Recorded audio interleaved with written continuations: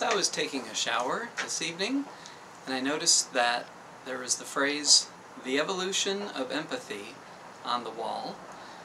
I have little crayon type things that can be written on a shower wall, and that was something I wrote a long time ago.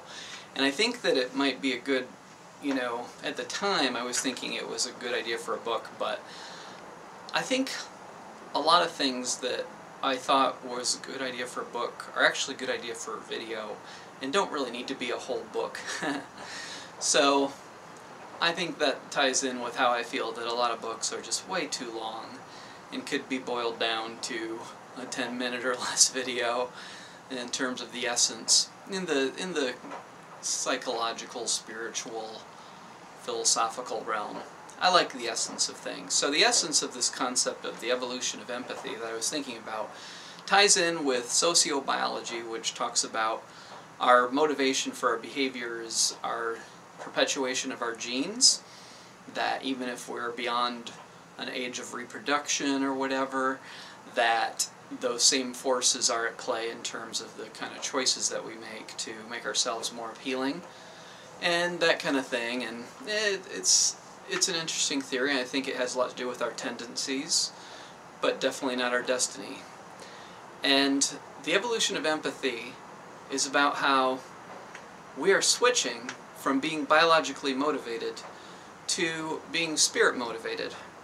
Because if you're only motivated by your genes and perpetuating yourself, it's a very selfish undertaking. And if this is the way that we're all to live, then you wouldn't see empathy as you do.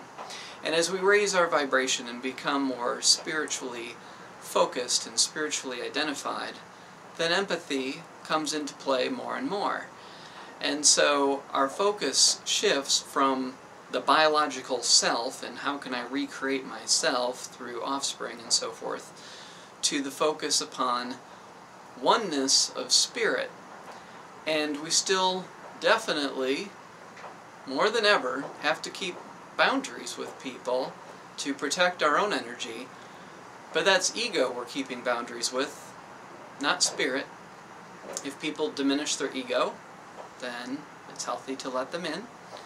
But if spirit is all interconnected, which I believe it is, in whatever form it takes within us and the invisible forms of it and so forth, then empathy knows that. Empathy knows that we're interconnected, and empathy feels what others feel and is not so much motivated by how will this benefit me, how will this person's situation benefit me or not benefit me. It's the feeling from the heart that there is an interconnectedness. And so as we started out as little one-celled organisms, became more complex and fish, and then went to the land and continued to evolve from there. It's become a story in recent decades, maybe centuries, I think, definitely centuries, that we are developing empathy, and it's not so much about the eat or be eaten, survival of the fittest, just take care of myself and my offspring.